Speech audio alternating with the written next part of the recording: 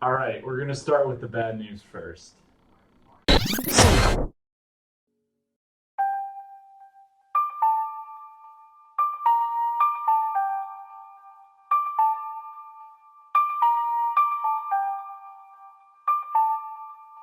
One time for the city. My city. Justice League. Bitch up on the land till I die. Till I die. On the east side till I die. Till I die. Bubbing that bone thugs till I die. Hello, welcome to Ohio's Praise. I'm Chris, and this is my co-host Mike. We want to apologize for the last video for running to 28 minutes long. There's a lot of sports going on right now. It's busy time, and it's hard for us to condense what we want to say in a short amount of time. Anyway, let's get to it. And we're going to open up talking about the no-called pass interference during the end of the Ohio State-Penn State game, which, as I'm sure most of you know, resulted in a Penn State win. And a lot of people are blaming the loss on the fact that this, and I'll say it should have been a pass interference call. It wasn't, but you can't leave a game in the hands of the referee. There was a lot more going on with Ohio State that led to that loss. And I think you can start by saying, did 2 blocked kicks on special teams? Yes, 2 block kicks, 1 punt, and obviously 1 on the field goal. That ended up winning the game for Penn State. That was near in the fourth quarter, probably a couple minutes left, and that put Ohio State in a hole that they didn't expect to be in. Yeah, it looked like a low kick. Urban Meyer said after the game that he's seen Durbin kick that all the time in practice. He had no doubt that he was going to make it, but it just looked like one of those times. Just one of those times where you don't expect. Yeah. The other team made a good play, and they did. You saw that one, the dude who blocked the punt or the field goal, he was soaring. He was high up in the air. Yeah. But aside from special teams, there was a lot going on offensively that I think a lot of people haven't really been talking about for Ohio State. Like they're lacking in some key areas, and I think especially the offensive line. The offensive struggled since Indiana. Yeah, you could say that. I mean, Oklahoma was a pretty good team, but we still put up 42 against them. So yeah, definitely starting in the Big Ten, the offense has not been producing how it has been in the past, and our conclusion is that it starts with the offensive line. And you can have your own opinion on what you think about this, but based on what we saw that especially in the Penn State game, sacks were a big issue because throughout the rest of the year, the offensive line only gave up 5 sacks, which you can't complain about. But during the Penn State game, they gave up 6. That's over their entire season total in a single game. And then when it comes to rushing yards, a team that is supposed to be known for it and has been leading the nation in rushing yards since 2012, like total. If you take away an outlier run and Curtis Samuel's 74-yard touchdown, we rushed for an average of 2.4 yards, which is abysmal, especially for a team that it's supposed to be their bread and butter. Yeah, JT. This is his 3rd year playing. Well, 2.5 year playing, and him and Mike Weber just aren't producing as they should. I know Mike Weber is a redshirt freshman, but they only, not counting the 74-yard run, there was only 94 yards between them, and that's not a playoff team caliber level of rushing. Yeah, especially for a team that I feel like no one's really been talking about the passing game for Ohio State. There have been some questions to Urban Meyer, but he's been able to deflect them because they were winning, and they've been able to rush the ball, and they've been able to score the ball. Against Penn State, aside from Curtis Samuel's run, we had 94 yards rushing, and it just won't cut it if you're not gonna be putting points on the board. If we looked at the last drive, I think you had how much JT was under pressure on just the last drive alone. 60% of the time in 10 snaps. So 6 snaps, he was being rushed by the opposing defensive pass rush, and they allowed 2 sacks on the final drive, 2 in a row that ended the game. The crazy thing about the game against Penn State was that Ohio State led every team statistic against them, except in penalties, which we had more of. Somehow, Penn State only had one penalty for 5 yards. Anyway, I digress. We had more first downs. We had 413 total yards. They had 276. We had time possession, 37. They had 22.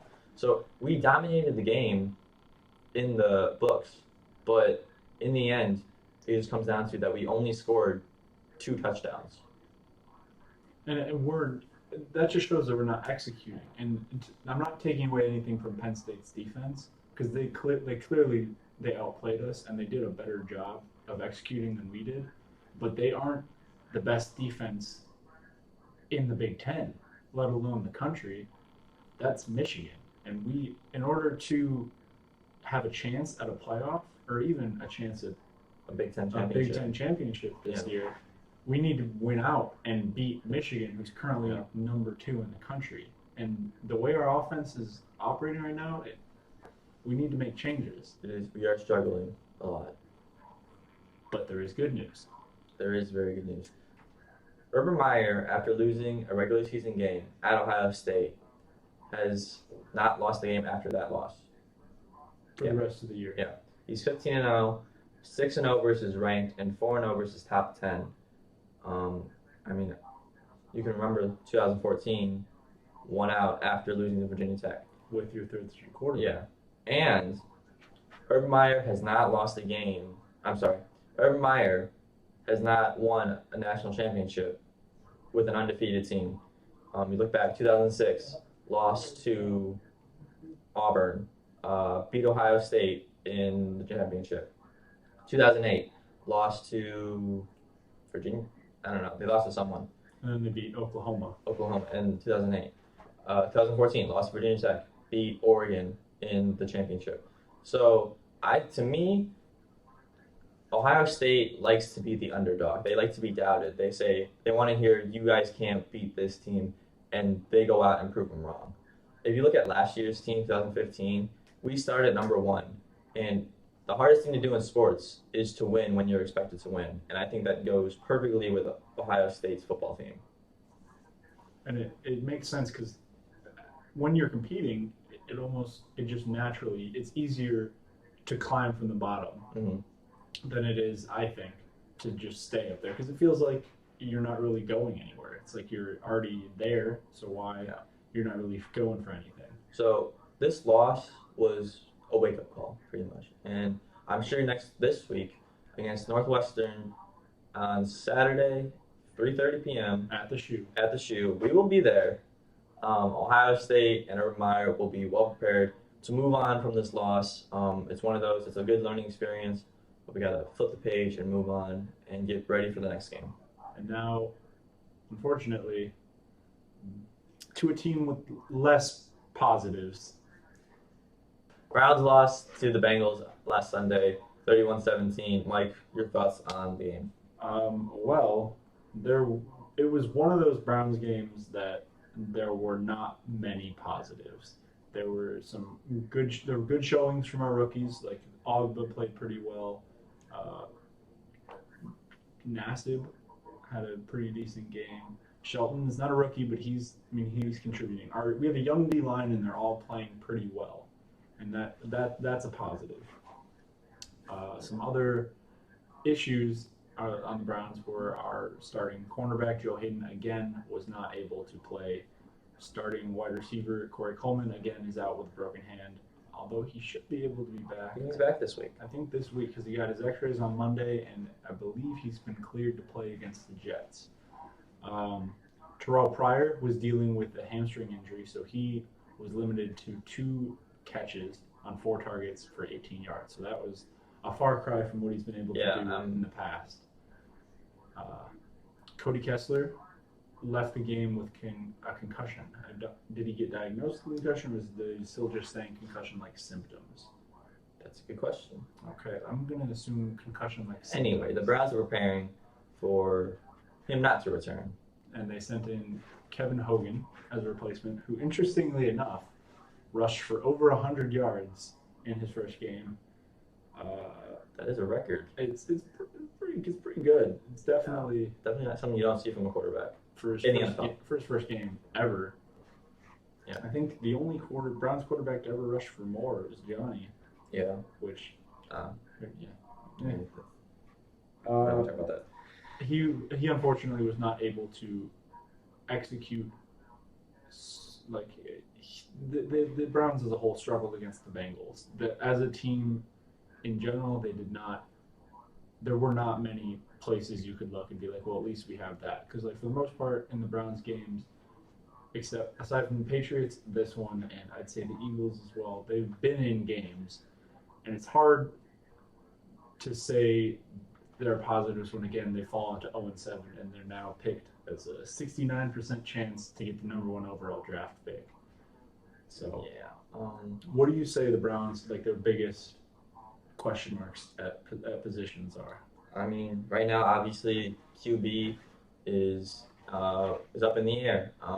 Josh McCown is still coming back from concussion. Yeah, right? it looks like he'll probably start He this might, week yeah. against the Jets. But I mean, he hasn't been in the game since week 2, and so it's been a month and a half. Kevin Hogan didn't look bad. He's inexperienced though, and undrafted. So that, and we're obviously missing our best cornerback and a playmaker, Terrell Pryor, definitely at receiver. The Browns are just dealing with a lot of injuries right now, and I think we talked about it with especially the QB, the O-line. Once again, isn't protecting our quarterback because they're taking some pretty bad hits. Enough to take him out of the game. Obviously, we've had a record 6 different people throw a ball In 7 games. in 7 games. It's not good. I think we're at 29 QB starters Great. in the past That's my favorite stuff. 27 seasons. I think. Yeah. Is that right? I don't know.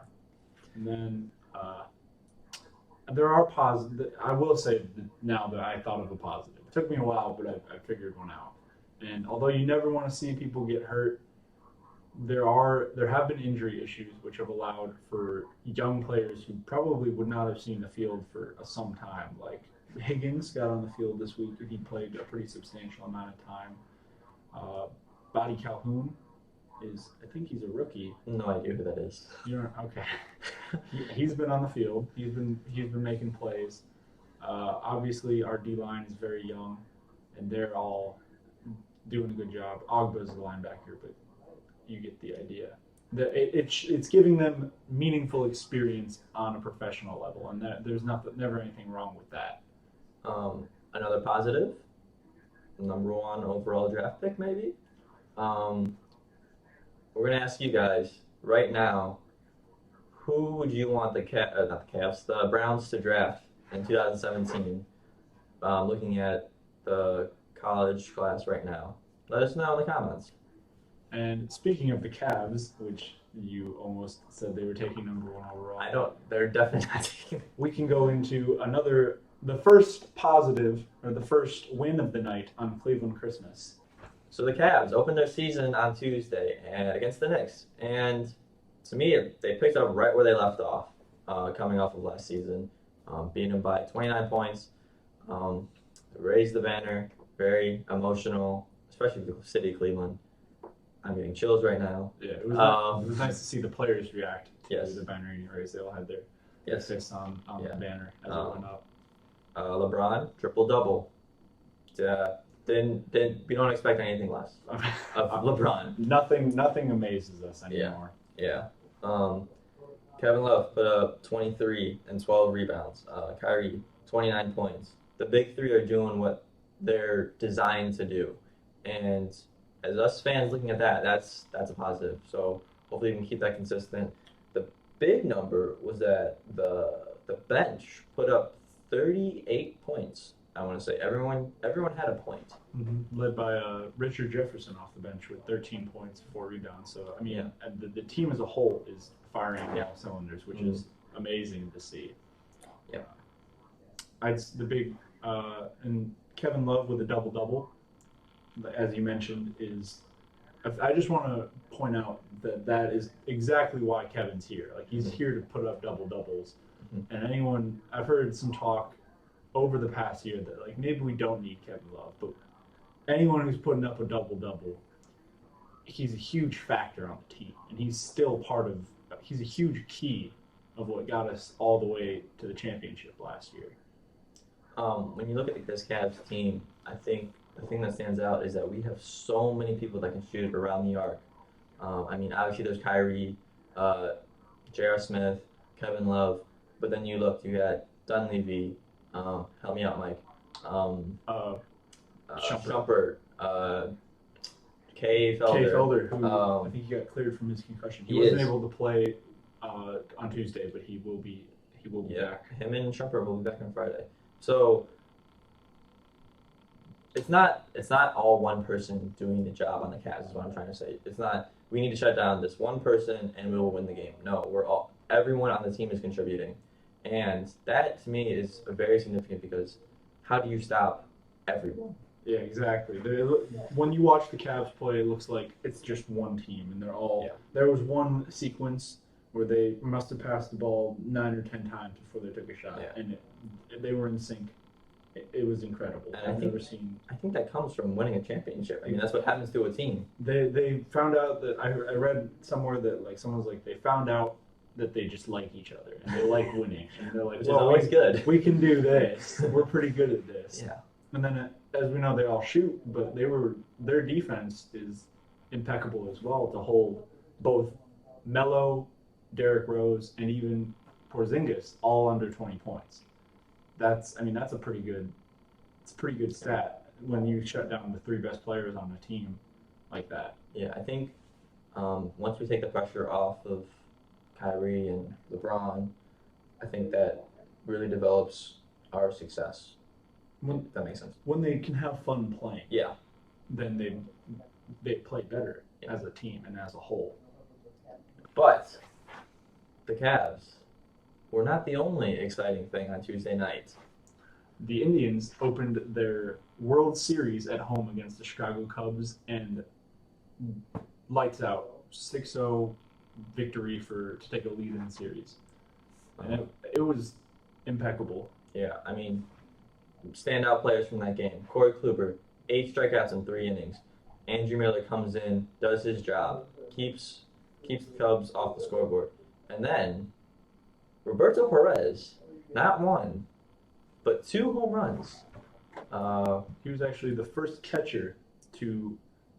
This is one of those interesting baseball statistics that's really random. This game is really old, and it's one of those statistics that remind you of that. He's the first catcher to hit 2 home runs in a World Series while also catching a shutout since Yogi Berra, and they're the only 2 to ever do it.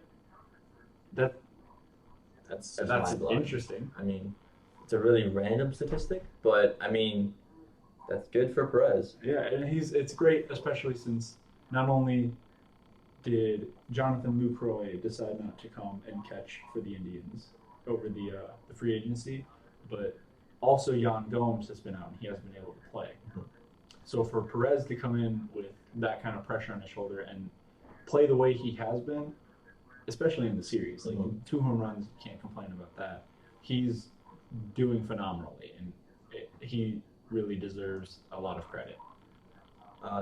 To me, after I watched the game on Tuesday, I was looking up stuff about the Cubs, and I saw that they outscored the Dodgers in 6 games, 31-6.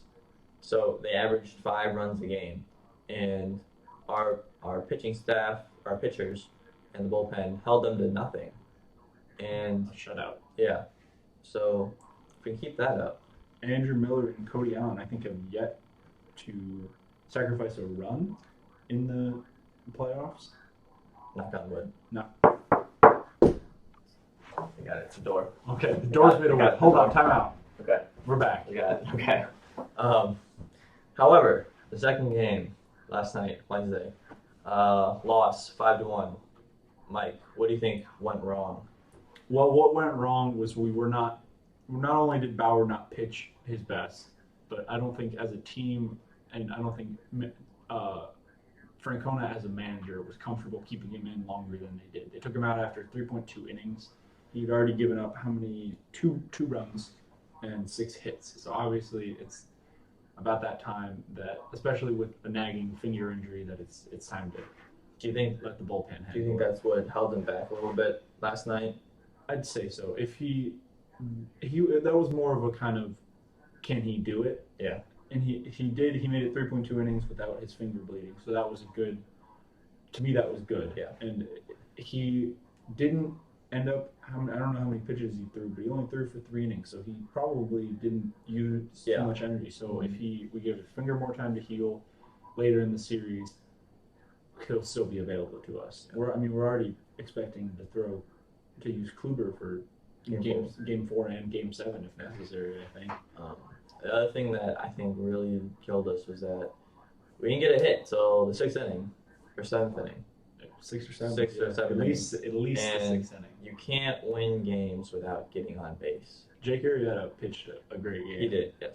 Hats off to him. Exactly. Um, But that being said, the offense needs to show up, especially when we gave up 5 runs in total. Mhm. We only allowed 1 for ourselves. If you look at it, we're winning in the scoring margin, which is a positive. That being said, needs to stay consistent. we need exactly. Yeah. Another interesting thing was Danny Salazar. Yep. I was Has just been about to say injured. that. That is the one positive to this game. He pitched in relief. He wasn't a starter, but You can't expect him to start after he missing someone. he came in and he did a good job. I think it's his first ever appearance in relief. It might have been what I heard, but it's good to know that he's healthy. And if Francona feels that he needs him or should be able to use him, it's good to have him in our back pocket like that. So the series is tied 1-1. The Tribe opens in Chicago this Friday with Josh Tomlin a starter. Yes, Friday. So that's it for this episode. Hopefully this upcoming week will be more successful and we'll have more wins and we'll be happier and have more to talk about. We had a lot to talk about. Yeah, we did. Anyway, that's Mike. He's Chris. See you next week.